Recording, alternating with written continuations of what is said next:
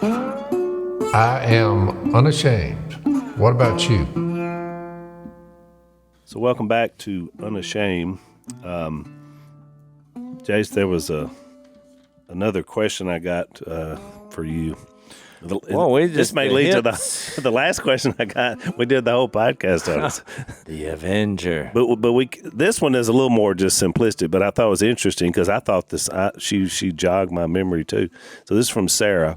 She said, whatever became of Jase's hunting dog, Biggin? Oh. I think last season he was bringing it along and hoped it would be the next Blue, but he nor Phil have said anything about it recently. No, Biggin is doing well. I love Biggin. Missy asks me all the time. She's like, what are you going to do with this dog? It's like, I love this dog. What are you trying to say? So the last day of duck season last year, because I was gone, we were filming our treasure hunting show. Yep. And so they weren't shooting many ducks or whatever. So on the last day, which was a Sunday before church, everybody else, because we had the worst season. Was it the worst season ever last year, Phil? It's the worst in at least 30 years. It was slow. Our total was far below the average. Yeah, so it was a tough season. So I can tell you how bad it was. The last day I went duck hunting by myself with Biggin, and I did kill my limit, and he did awesome. He doesn't do well around others, other dogs, other people. He has bad manners. And so it's like, why replace him with Blue? Because Biggin was the answer to Blue, but Blue's problem was he's a whiner and rambunctious and hard to control, even though Blue was a great retriever. Yeah. But Biggin is rambunctious, he's a whiner, and he's not as good as Blue. He's good. So he's got all the issues without... The replacement is actually what we wanted to get away from. But for Sarah, so she will know. First of all, if you're a dog-loving woman, you're a good woman. That's the first thing. Now, Sarah, here's what's coming down the pipe. Where's that in the Bible? I sent... it could be. Sarah, what this means is I'm looking toward the future. I found a little female, and Burley Dane Jennings, a guy I converted about 35, 40 years ago, he has now Blue, who is retired in Colorado. So Burley Blue has got a place Blue up there, huh? This question was about Biggin. This has nothing to do with about. It's coming. I'm fixing. We're filling the gap for Biggin. Okay. So Burley is sitting on old Blue over there in Colorado. We gave Blue a female, comes from good lineage, and I said we need some pups from old Blue because old Biggin just ain't cutting it.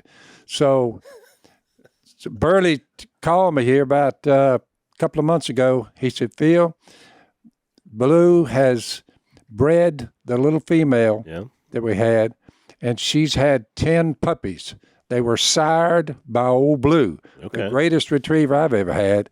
Bloodline. So now he's going to bring 2 with him. Did he pick the quiet ones? I told him to say, go through that list of 10 pups.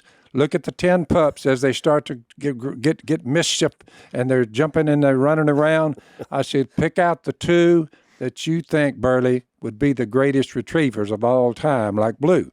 I said, but how would he know I want that? 2 of them. I said, one may not make it, the other one will make it. So he's bringing with him, he always comes to visit me for the entire duck season. Mm-hmm. He shuts down everything, and he duck hunts with us every time. Mm-hmm. So through Burley and Blue, he has sired 10 pups, and we're going to take 2 of them. I wish I would have been in on this meeting. You need to tell him to pick the most quiet and the most... They've got to have the fire. No, I disagree. Got to have the fire. You want the most laid-back 2 of the litter. Yeah. Well, I told Burley to hand pick them, the one he thought best. I think there were like 8 blacks and I think it was 10 of them. There was about 7 blonde and about 7 black, I think, and about 3 blondes. So he's going to look at them and decide, and he's bringing 2 with him. Well, now that may be They're going to live their life in my front yard, Sarah, so I'm going to be looking after them. I got a little place for them. I'm all ready for the birth. I'm still trying to figure out what this has to do with Biggin. Well, are you going to name one of them Biggin? Keep Blue alive and remove Biggin and make a house dog out of him. Subdivision dog. We shifted. How about you name him? All right. How about you name him Blingin? It's a cross between blue and it's bling. Blend. Bling. Bling. Bling. As in bling. BLING. As in I'm bringing some bling. Yeah. Some swag. So I'll let you know but Blue is still alive. His bloodline is still possible through the 2 dogs I'll get. And duck season's about 6 weeks out. We're all getting ready. We didn't do good last year. I've got it rearranged, better feed. I've pumped for about 4 days. I got water back on the hole. Ultimately, it's out of your control. Well, if the ducks show up, we're good. It was a good sign when I pulled out there to see where the water was when I was pumping it. And I noticed out there it was more than we had in teal season, Jase. It was about like this all over that thing.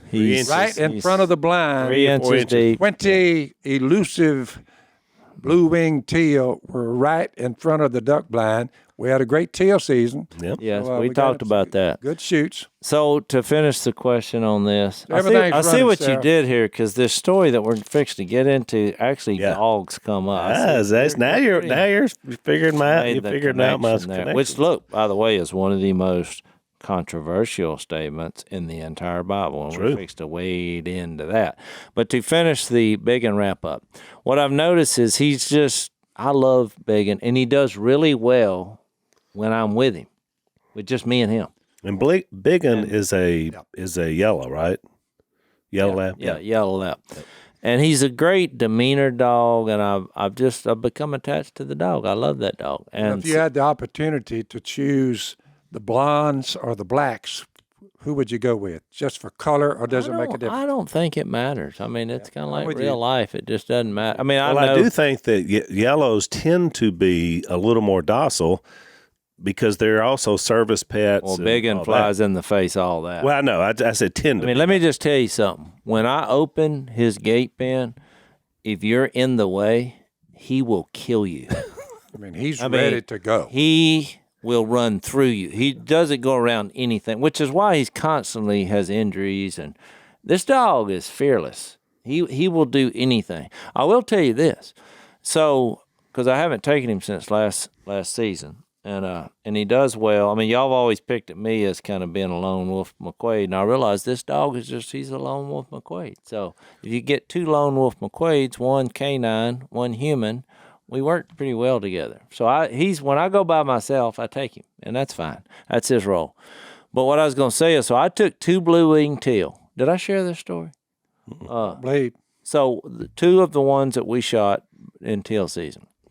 And so I just thought, because he goes and gets any tennis ball from Willie's yard. But then he eats it. Well, he does. He eats it. He doesn't need to bring that practice over to duck hunting. No. So any tennis ball that is hit outside the bounds over at Willie's, if it finds itself in the yard or in the woods, he picks them up and he caresses them for about a day. Then he eats them, and it comes out one way or the other. And I see just the debris. I mean, he's eaten hundreds. That's a lot of confusion. Yeah. Well, I told you he's got some quirks. So anyway, so I take 2 blue-winged teal, and I go past my neighbor's house, way away from his pen. And there's a pond there. And I put one out in the water, and I put another one. So what happened was, about the time I was fixing to open the pen, I got a phone call. And so I was like, well, I'll let him do his business. I let him out. He uses his nature call there. And then I was going to work him, like with a whistle. And so I get on the phone, open his pen. So I look over there. He's finding him a tree, to do his business.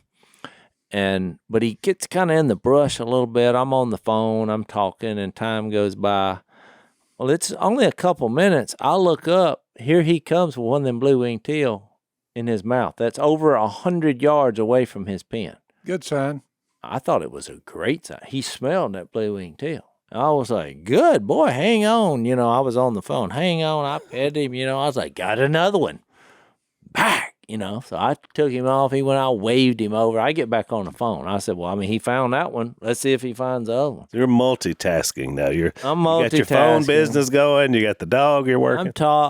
I'd say 10 minutes goes by because now I've realized I just hope he's still in the parish because he's just out of sight, gone. Well, last time I looked, headed toward the tennis courts.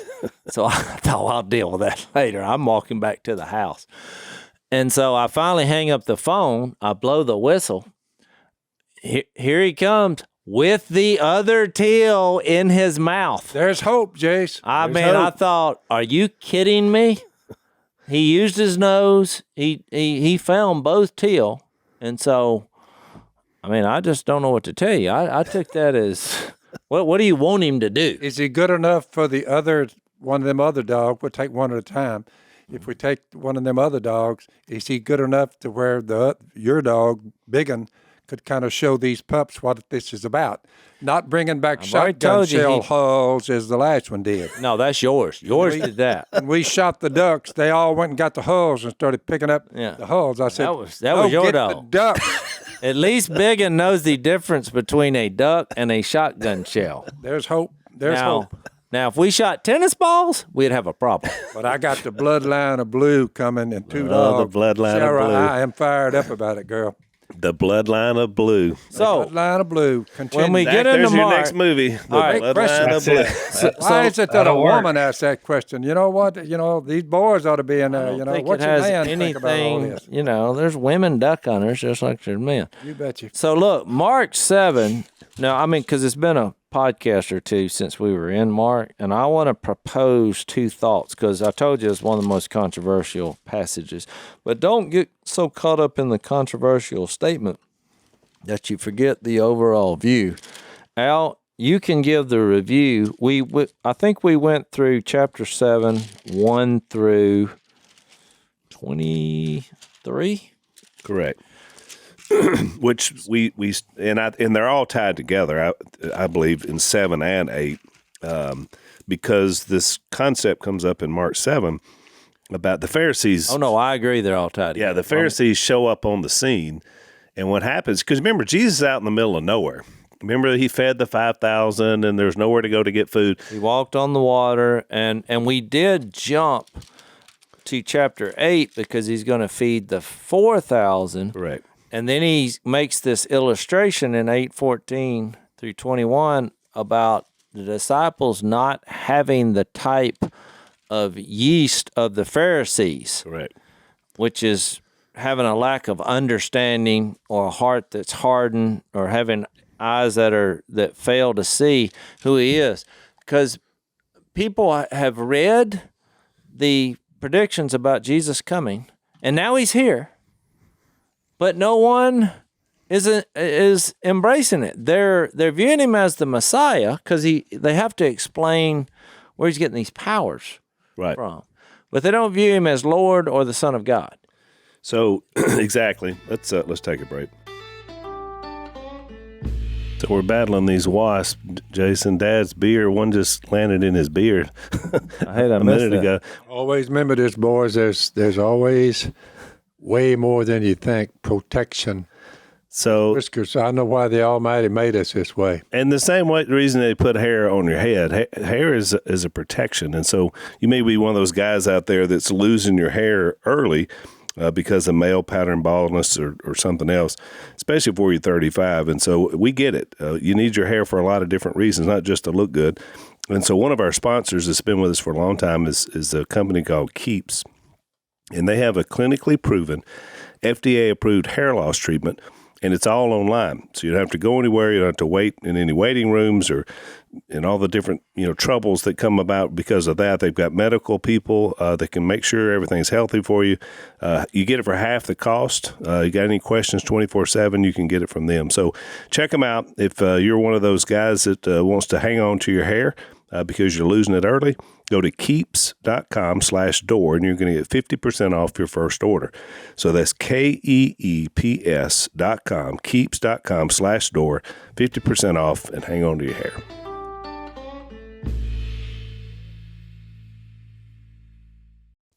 So when you get to 7, he brings up this thing because the Pharisees, when they show up on the scene, they see his disciples not doing this ceremonial washing, which we talked about, all these rituals, ritualistic stuff. And they make a point of it to Jesus that, why aren't your disciples like us? And so he basically takes them to task through this process. And that's what leads up to now these 2 miracles that are about to happen. So the concept is what makes a man clean, what makes a man unclean. Look, we did not collaborate on this. We did not. But you set this up perfectly because I want to bring something up, and we can spend the whole rest of the podcast discussing it. You can agree with me or disagree with me. So this idea of clean and unclean, this first one, I mean, how would you sum up the one in chapter 7? I guess you have to go what he somehow, when he gets to the end and says it's not what goes into a man that makes him unclean, but it's what comes out of it. And he was talking about the heart and a spiritual versus the physical. He makes that contrast about physical and spiritual. Let's face it, this is what they're missing the whole point of through the whole process is they keep thinking the kingdom is physical, all these things are physical. And he said, wait a minute, you got to get to the spiritual. You got to get to the heart. So if you summed all these things up, I mean, in this case, it was the human traditions or laws based on human traditions rather than the word of God. That statement is in there. Yep. You remember when he said that in verse 7, they worship me in vain. Their teachings are but rules taught by men. Which was a quote from Isaiah. That's right. Yeah, and so then he got on talking about human traditions rather than the word of God. This idea of what's on the outside rather than the inside. Law keeping versus grace is always a theme in there.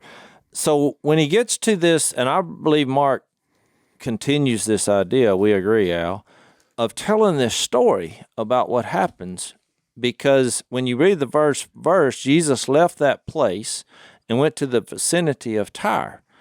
And so all of a sudden you said, no, wait a minute. If you do a geographical location at the time, this seems out of the ordinary. Correct. Right? And do y'all want to tell why before I drop the nugget? One of the things I'll say about Tyre is interesting because it has a long history. You go back and study it in the Old Testament. The Israelites never conquered Tyre. I mean, it had its own independent place this whole time, and it was a Gentile city, which is really interesting. So you're right, Jase. Even though this is a lot of Gentiles in this region, the Decapolis, we've been talking about these 10 cities. Yeah. But Tyre was its own set aside. It's almost like it was the way I looked at it, Jase, was, and it may not be true, but it's almost like, hey, we're going to get off the campaign trail and go over here to this little place. That's out of the way. And so he meets this woman, and verse 26 describes the woman. She was a Greek born in Syrian Phoenicia. Mm-hmm. So she's called what is the term? A Syro-Phoenician? Yep. Syro-Phoenician woman. Now, she had let me just go back and read the second part of 24. He entered a house, and he did not want anyone to know it, yet he could not keep his presence secret. In fact, as soon as she heard about him, a woman whose little daughter was possessed by an evil spirit came and fell at his feet. And so there's who she was. She begged Jesus to drive out the demon out of her daughter. Now, here's the controversial statement. First, Jesus said, 27, let the children eat all they want, he told her, for it is not right to take the children's bread and toss it to their dogs. So he uses a parable/proverb, but it seems to imply that he's calling her a dog because she's a Greek. She's not part of the Jewish system of which he came to save. Right. Right? Correct. So that makes people feel uncomfortable because they're like, well, why in the world? But the word dog here it's like it'd be like a pet. Like a puppy. Now, I've heard that, and I read all that myself, or people said puppies, it's like affectionate. But I think It's still a canine reference. It is a canine reference, pet. and I think people came up with that to try to Soften it. justify. But you got to remember, he's making a point here, and I'll give you what I think in just a second. But I want to read this whole thing. So in verse 28 is a key phrase to me in understanding what this is all about, because she does something that up until this time the Pharisees hadn't done. The Correct. religious people hadn't done. The disciples haven't done. She uses a phrase, and this is based on rather a very offendable, because whether you're talking about pets or not, somebody refers you as a canine. Right. You wouldn't think this next phrase is coming, and I'm building this up for drama, dramatic because purpose. I think it is quite a statement. She says, "Yes, Lord." Mm-hmm. So she's already come to him out of her desperation, and now she refers him to something that everybody else can't seem to get. And if you realize, Unlike them, she believes he's the one. look, unlike them, she seems to be the first person in the book of Mark that actually understands the parables, because he's just rips them in chapter 8. "Yes, Lord," she replied, and it does show you that she's not offended. Would you agree with that? Correct. Yep. If she is, she sure didn't show it. And she gives him an answer that I think is the only time that you'll read, to where Jesus, in response to how she interpreted the parable, he absolutely agrees with her. Mm-hmm. It's like, good answer. Wouldn't that be cool if you give an answer to a riddle or a parable to the Lord, and he's like, good, You got good it. job. You got it. But even the dogs under the table eat the children's crumbs. Then he told her, "For such a reply you may go. The demon has left your daughter." She went home and found her child lying on the bed and the demon gone. So I want to give you what I think the reason Mark tells this story. It is because, and I made a little, in the preacher world, I made a little statement here. This is the outsider looking in to Jesus.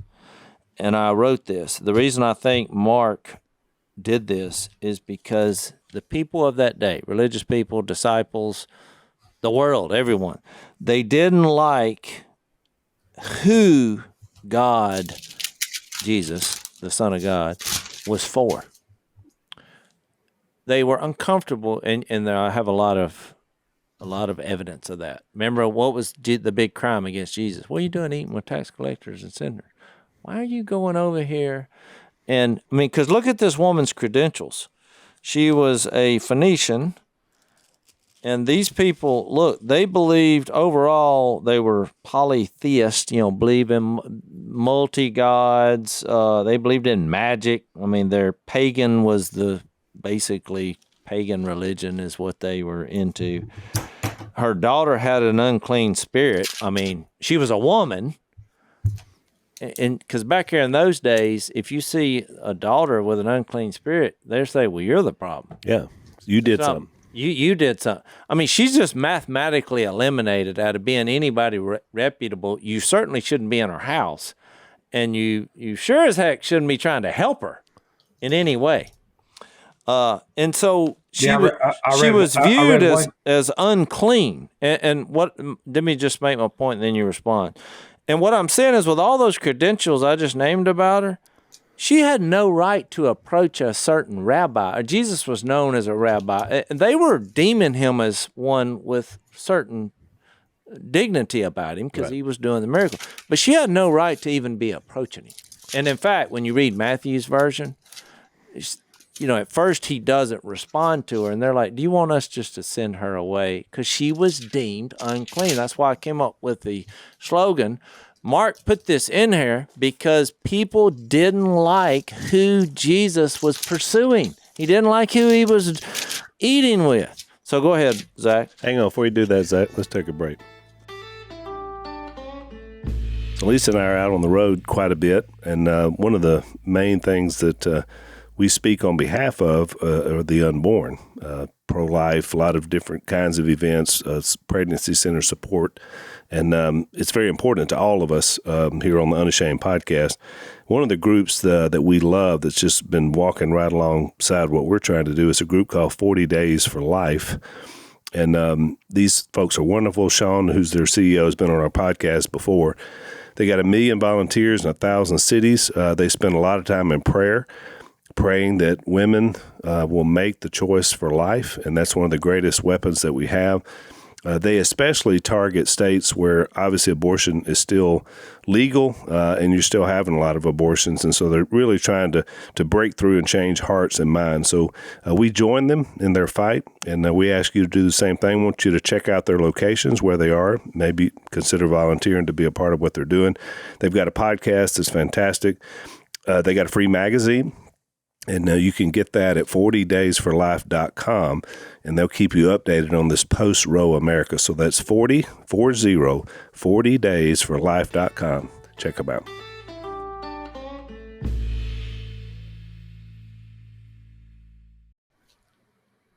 Yeah, I love that. And I was thinking, one commentary I read said that the woman, that she, like, that her entire approach to this thing was one, not, I don't want to say groveling, but it's like this appreciation. It's like it said that God's answer may have seemed like no, and when he says that about the dogs, but the deeper understanding of it is that it's actually a promise of yes.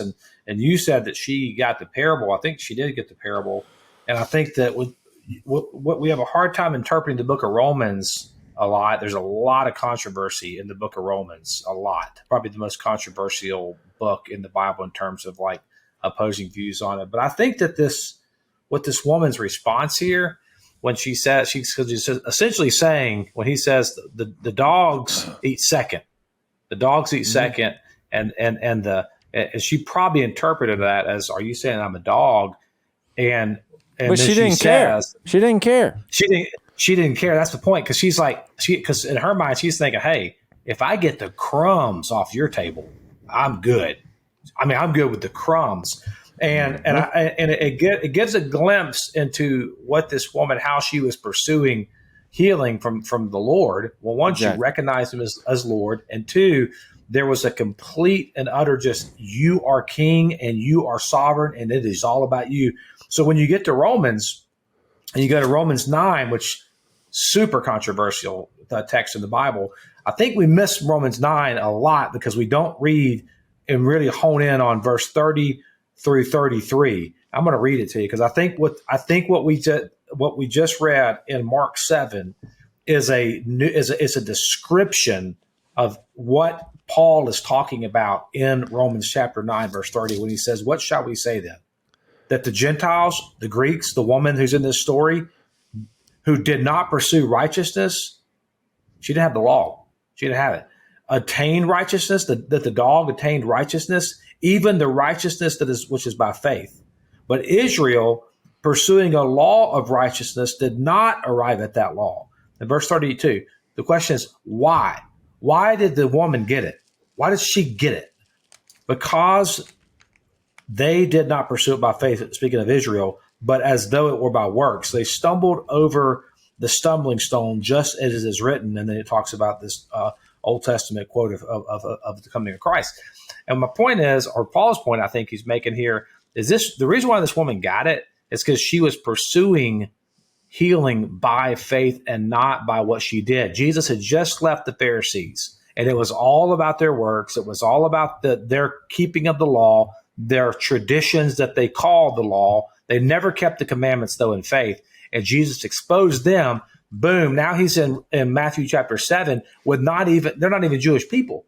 He's in if a shadow of a Gentile can curse you and make you unclean, rather, then how much more would you be made unclean by going into their house? And he's in the house of a Gentile, and you're seeing in Mark chapter 7, you are seeing a picture of what it means to pursue God by faith. This is what it looks like right here. No, I agree. Woman. I'll take the crumbs. No, I agree. And I just want to add one thing, though. And the reason I don't think I didn't immediately go to, it actually wasn't, it was he was talking about puppies and warm and lovable pet.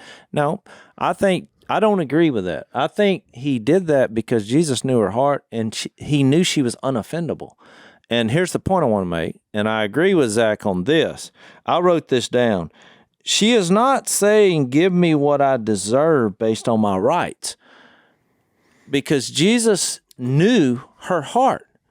But where is her request coming from? I'm going to tell you where it's coming from. Because when you think as a parent, when your daughter has an evil spirit, that's pain. It's coming from desperation and pain. That's the word, desperation. It is. Yep. And so, and I wrote this quote from a movie. I mean, it was one of these little kids' movies, but I wrote this down. And it was a quote in the movie. It said, life is pain, and anyone who tells you different is trying to sell you something. And I like that quote because Jesus very, very bluntly, which everyone would think was an offensive thing to say, but you got to remember at the time and place where he was in his ministry, yes, he came here for all people. We know where this is going. But for some reason and somehow because of this woman's heart, based on her current circumstance, she had recognized Jesus as Lord. She had fast-forwarded to the end of the game. What you call that? Quantum leap. Yeah. And so she didn't say, give me what I deserve based on my rights. She was saying, give me what I don't deserve based on your power and goodness. And that worked. And the fact that she wasn't offendable, because you can't come to Jesus at a place of pride. Under your circumstance. And your accomplishments, which is why I think it was an offensive thing to say, unless someone got the bigger picture, and we stumbled up on a woman who did get the bigger picture, and it's hard for us to wrap our head around, because guess what? We're easily offendable. You know what I mean? And he was trying. Well, and when she says, and I love what you said there. When she didn't say, "Give me what I deserve and what I'm entitled to," and the reason why she didn't say that is because she was not one of God's children. She wasn't Israel. So I mean, think about it. Think about the desperation, and the big picture is really that all of us have to come to God that way. No matter what race you come from, we all have to come to God with that level of, that's the opposite of entitlement. And that's hard for us to see in our culture because entitlements are such a big part of our DNA now. But I mean, that's not how you come to God. And the fact that it was her daughter, Jase, made it even more humbling to me. Well, look, the reason I'm bringing this insight, and y'all all probably know where I'm going with this. I mean, I have a daughter with special needs who has spent, she hasn't gone 6 weeks in her life without seeing a doctor. And look, what I noticed in the pain that she's undergone and the stress of the whole situation, because it was worse when she was little, because here this come, Missy and I we couldn't anticipate what was fixed to happen. Now, granted, these were physical things, not a demon-possessed girl, but all this physical trauma. But I noticed something about myself in all those meetings with all these doctors, because some of these doctors early on in this were so pompous and were so offensive in some of the things they said. But you know what I learned about myself and Missy? We were unoffendable. Yep. Because we're like, I don't care if you're the biggest jerk on the planet. If you can help my doctor. Your daughter. I mean, if you can help my daughter, you're going to be our doctor. Yeah. Because we had one specific who's no longer with us. He's gone on to the next stage. But, I just remember I just could not stand this guy. I mean, every time I would have a conversation with him, I thought, this has got to be one of the most pompous, arrogant human beings. It was almost like he had a God complex. But guess what? He was the best at fixing craniofacial issues on kids. So guess what? Oh, I was buddies with him. I'll listen to your weird ideas on life, and I was literally unoffendable. I just laid down all my trophies at his feet. And so when I read this, that's what hit me on that, because when I read why people feel this was offensive, I thought, no, you got to remember we're not addressing the attitude and the pain that this woman was making this request, and it made her have a clearer understanding who Jesus was. And look, the light switch for me didn't come on till she said, "Yes, Lord." She knew he had the power. That's right. And I think she got it that at this stage, okay, God chose to work through Israel to bring about this king. She had put all the pieces together, even to understanding the principle, but she knew they had a seat at the table. They may view me as a dog, which they did. Yeah. What are you doing with this unclean woman? She's a dog. She knew, but she knew Jesus loved her, loved everyone, and she just got it before it was time to get it. I don't know why that is so hard to get. Hang on, Zach. Let's take a break.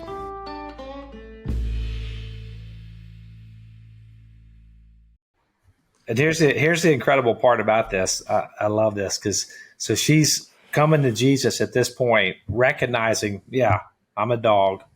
I'll take the crumbs and be completely ecstatic about that. Exactly. What she didn't probably understand was this prophecy here in Isaiah chapter 25. Listen to this prophecy. Isaiah 25:6.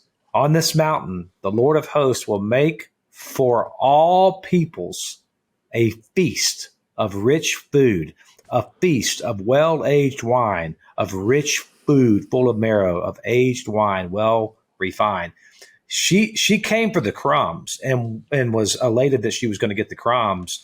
She had no concept that her Lord was about to invite her into a full feast at his table. And that, I think that's the beauty of this whole story. She had no, just like Abraham. Abraham believed God and it was credited him as righteous. He didn't have a clue at how big that promise was going to unfold. He didn't understand that all this, even the scripture here in Mark 7 it's an advancement of God fulfilling that promise to include the Gentiles into this. But I mean, God's promises are always, we come to God as beggars, but God treats us as sons. And I think that's the profound part here. We come as a beggar, but God receives us as sons and heirs and fellow heirs of Christ. That's what's to me is so powerful about this. Well, and plus, I think one of the things this is showing Jesus, because he did the same thing, if you think about it, in John 4 with the woman at the well. I mean, he entered in a setting that really she didn't deserve a conversation with him as a Jewish man. She in the Samaritan case, it's a mix. She sat there and said, "He's reading my mind. I need to listen to him." And remember what she said at the end? He's told me everything I've ever done. So I mean, she jumped all the way ahead. But it was the same thing. I think he does these things like this because I think he was teaching a lesson too, Jase, to the disciples. They had to stay on task for what they were supposed to do. See, the Gentiles wouldn't come in as a whole until you get to Acts chapter 10, which is years after the day of Pentecost. So he's keeping them on task about what they're supposed to do, but he's planting a seed here. Same thing he did about the ceremonial foods. He's planting a seed that one day, this is going to be just what Zach described in Isaiah. You're going to see this picture because he made the same type mention to the woman at the well, Zach. Remember what he said on this mountain? You know, it's not going to be in Jerusalem or Samaria. It's going to be everywhere. You have the opportunity. So I think he's just planting seeds is what he's doing. Well, he is. And look, we always do this, but I think just when you look at our culture about how everybody, wants their rights and everybody wants to divide, and I mean from a worldly standpoint, divide everybody down into groups, and then we all got to figure out how we're going to respect all these different groups and everybody's rights can be met, and which comes from a totally different place than what we're discussing. We always fast forward, and I'm going to read you two passages. This is 1 Corinthians 12:13. Now, I am fast forwarding, but I'm saying I think she got this at an early stage. For we were all baptized by one Spirit into one body, whether Jews or Greeks, slave or free. We're all given the one Spirit to drink. And then Galatians 3:26 and 27 and 28, you're all sons of God through faith in Christ Jesus. For all of you who are baptized into Christ have clothed yourself with Christ. There's neither Jew nor Greek, slave nor free, male nor female, for you are all one in Christ Jesus. And so my point is, they had the same problem in their culture as we have in this culture. It was like, who do you think you are? I mean, why was this not a deal breaker? But I told you her credentials, well, none of them met to where she could even be saved. And a great way of looking at it is when she went home, she finds her daughter lying on the bed and the demon gone. Yeah. And that reinforced her, Lord. Exactly. You know what she thought? She saw that bed. She Said, thought God is for me. She thought she was fixing to hear all this demonic stuff coming out of her daughter, and she looked there, and she found that the demon. But you make a great point that I thought the same thing, Dad. Every time Jesus would do a miracle, remember what the people would say, or the Pharisees, sometimes the disciples, show us another sign. Show us another sign. You know what she did? He said, your request is granted. She hit the road. That's it. She didn't ask for anything else. She left there confidently. She, in her mind, she said, my daughter was going to be okay. She knew. Yeah. She knew even before she got there. That's it. Just like the woman at the well, she said she left her water pot. Like she came there to get water. Yeah. Once Jesus did, she left the water pot behind. She forgot about the water pot, and she moves back to the city. I mean, she's trucking back to the city to say, "Come meet the man who told me everything I've ever done." I don't need I don't need H2O now. I found the living water. Yeah. Yeah. I was thinking about this. I found this psalm that relates to this. That's so powerful that if you're listening today and you're like, man, you think about, you don't know what I'm going through, because that's a lot of people read this like, man, my life's tough. Like I'm in a spiritual wilderness, or I'm in the wilderness, and we've all been there different times in our life, But I read this, you think, man, how can God invite me to eat at His table? How can God prepare a table in my life because you don't know what's going on in my life? And I read this psalm, and it really spoke to me. They spoke against God, basically asking God, can God spread a table in the wilderness? And the answer is, yeah. He can spread a feast, a table in the wilderness. God invites you in. Luke chapter 22, and I assign to you, as my Father assigned to me, a kingdom that you may eat and drink at my table. You may eat and drink at my table in my kingdom, and sit on thrones and judging the 12 tribes of Israel.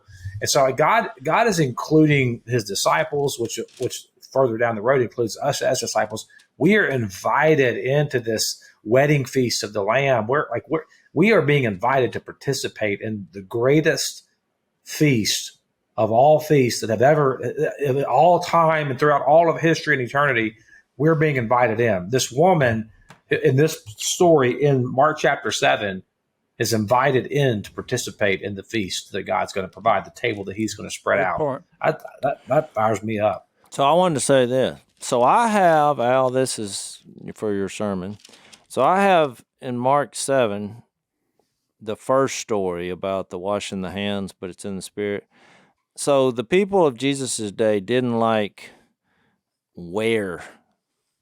They didn't like where God would, what is the word I'm looking for? Fulfill the duty of a priest. Yeah. They didn't like where, which would be in the heart, not on the outside. Right. It'd be on the inside. They didn't like the spiritual. They didn't like where this kingdom transformation would occur, or however you want to put that. They didn't like who would be welcomed into the kingdom, because here we have her credentials, none of them met. And then, so when we get to the next story, which is the healing of the deaf and mute man, they didn't like how He was going to do it. And in all cases, these were all viewed as unclean. I mean, they were making it about, you're not following the rules of washing their hands. Which was a bigger deal to them than any of this other stuff, which shows you a lot about where they were. Yeah, hang on, Jess. Let's take our last break.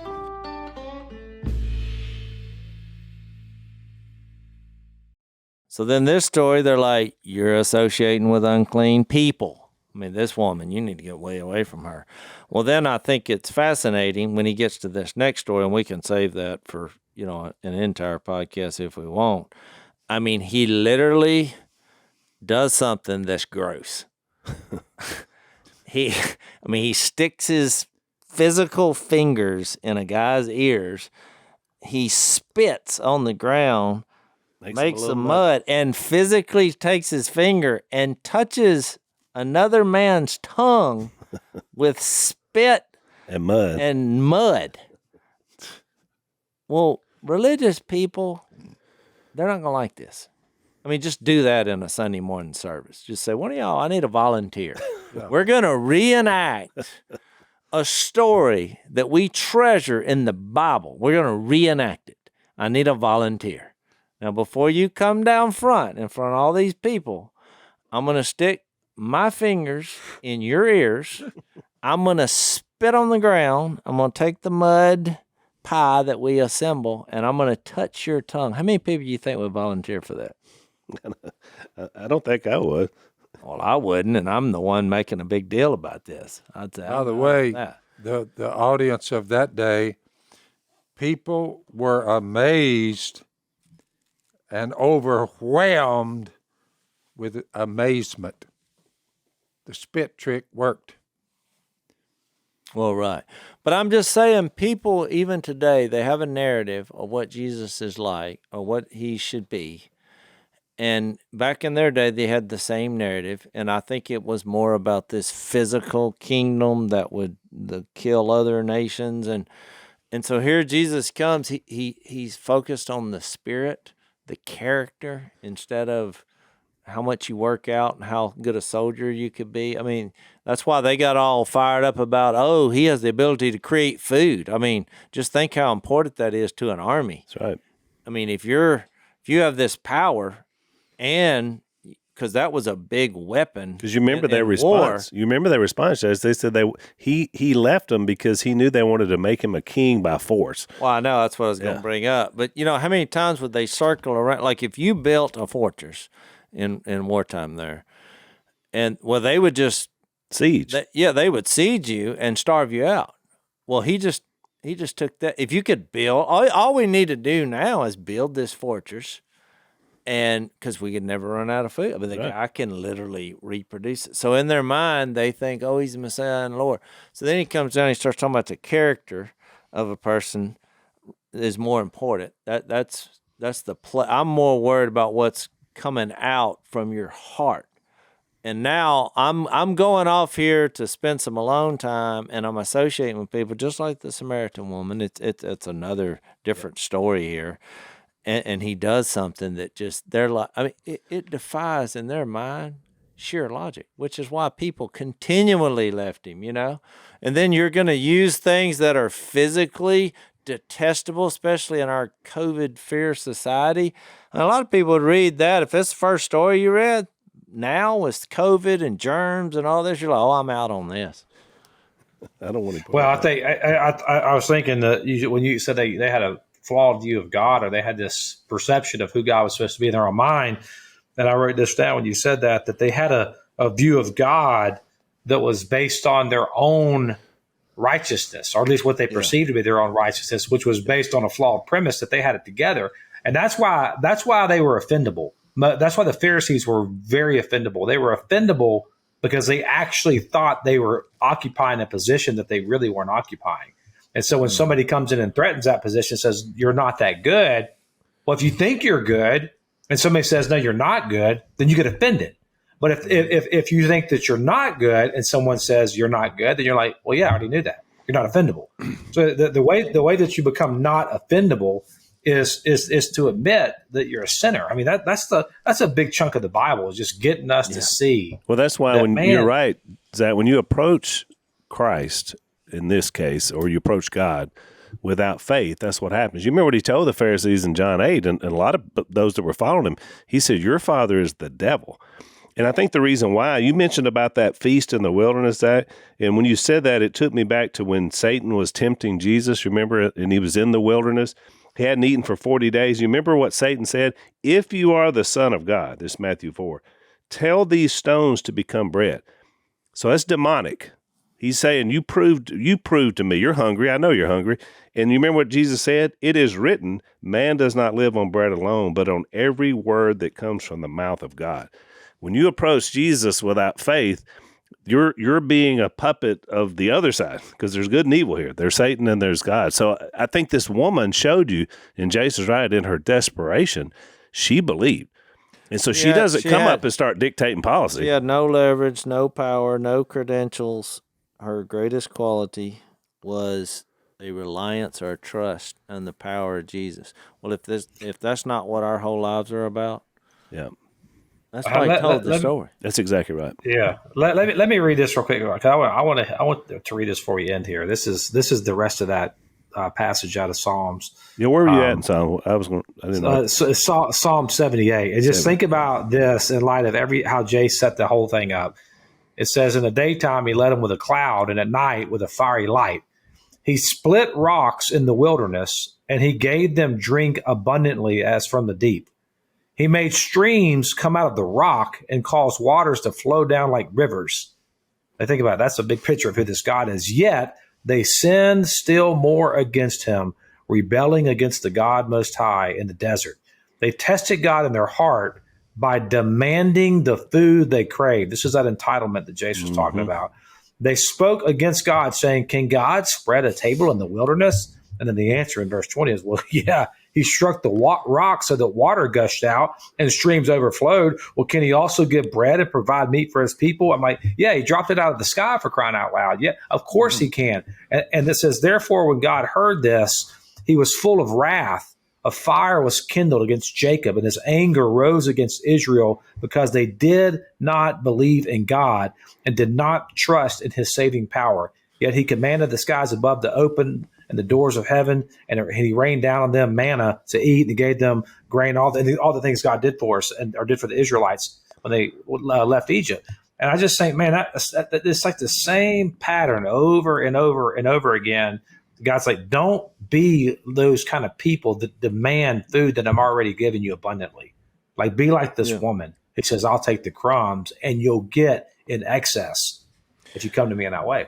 That's why I brought up that, look, God doesn't sugarcoat anything. And all these guys that put their faith and trust in Jesus, it was not happy endings. All these guys were martyred, and this was a rough road. And that's why when they sent them out, they didn't have all these amenities of life.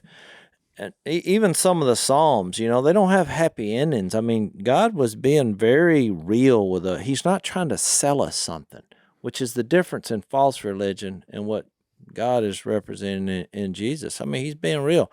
It's not about this life. He has a purpose for us, and there's a lot of pain and there's a lot of difficulty, but that puts our attitude in the proper place it should be, that we have no credentials and we're relying on God's power. And we know once you experience Jesus, we know that the plan is, it will be right. That's why it's not prosperity gospel in this life, because he said, he promised us, he said, you know what you're going to get treated like they treated me. Yep. So that's what your guarantee is. All right, we're out of time. But Jay, so you have a 3-point sermon that I wrote down. I'm going to top your 3-point sermon with a 5-point sermon, and I'm going to give mine in the overtime. So if you want to hear that, blazetv.com/unashamed. You get $10 off a subscription right now if you use the promo code Phil. So it's a great time to sign up, get everything Blaze has to offer, and hear my 5-point sermon. So we'll see you on the other side. Thanks for listening to the Unashamed podcast. Help us out by rating us on iTunes. And don't miss an episode by subscribing on YouTube, and be sure to click that little bell to get notified about new episodes. And for even more content that you won't get anywhere else, subscribe to Blaze TV at blazetv.com/unashamed.